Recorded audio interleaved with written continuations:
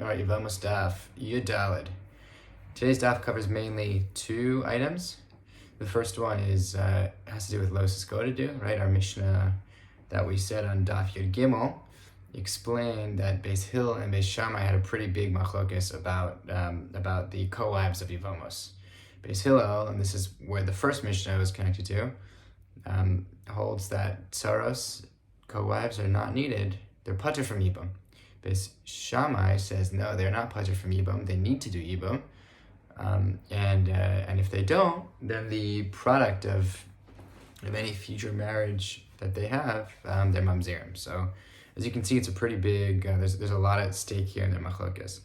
So the first topic that we talk about is Los Esgodadu, which is the idea of like how could we create like factions within our people. And this is a question that Reish Lakish initially asked Rabbi Yochanan about the Gemara in like the first daf in Megillah, the first Mishnah even in Megillah. Reish Lakish asked Rabbi Yochanan, how could we create, like why don't we apply Los Esgodadu to this concept of the Megillah being read on the 11th, 12th, 13th, 14th, 15th. We should choose one day and that's it. So Rabbi Yochanan explains why that's not the case, and then he pushes back on Reish Lakish and he says, well, why don't you ask that question about Los Esgodadu about this Mishnah in Yevamos? Because it really makes this is like a serious case of Los Esgodadu. At that, in Megillah, the worst that happens is that you have people who read the Megillah on different days. Here, the worst that happens is that you're creating mamzerim, which is a serious offense. So we have answers by Abaye. Ultimately, Rava's answer is the strongest, which is he says, no, Los Esgodadu only really applies not even if there are two Beis Dins in one city. It only applies.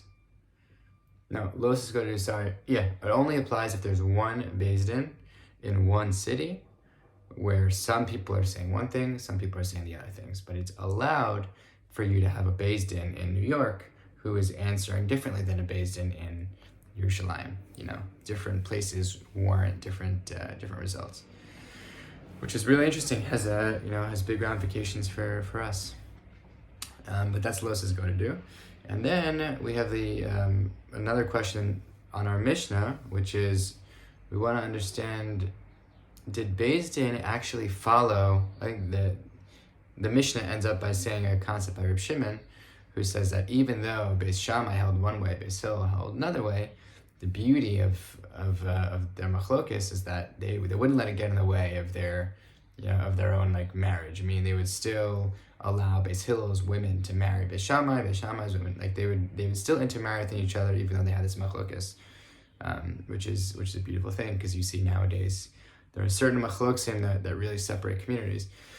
So the question that we have is, did Beis Shammai, did they actually follow their own opinion that said that a tzara is chayav for Yibum? Or did they go by according to Beis Hillel, because we know there's a bas kol that says that Beis Hillel, we always go with Beis Hillel, and we just know halachically that when Beis Shammai and Beis Hillel argue, except for certain instances, we go by Beis Hillel. So that's what we want to understand. So we bring a bunch of proofs. The first proof we bring is from a Mishnah, which says that they intermarried with that Beis Shammai and Beis Hillel intermarried with each other. Right, so that's a proof that they did not follow their own opinion, because if they did, then how could these guys possibly intermarry with each other? That would seem to be really dangerous, right? Because you're creating potential mamzer on both sides. And then we reject it. We say no. They were just really careful. They told Beis Hillel, these people are products of a marriage with a co-wife who did Yibum. And that's it. And then just Beis Shammai and Beis Hillel were just really careful. Then we bring another proof that they do follow their own opinions. Sorry, the first one was allegedly a proof that they don't follow their own opinions, and now we're going to say maybe there's a proof that they did follow their own opinion, because we have another brisa that said although they disagreed on many things, they still married into each other. And then Reb Shimon jumped in and said the only times where they really married into each other was in the cases of vadai, where they were definitely sure who was who, but if it was any sort of suffix at all, then they would avoid a marriage. So doesn't that show us that Beis Shammai did follow their opinion, and that's why if there was any suffix they wouldn't do so.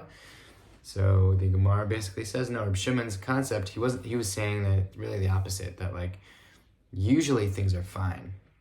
It's only a case where there's a suffix mom, there's some suffix. There's a suffix on that marriage, then they stop and ask a question.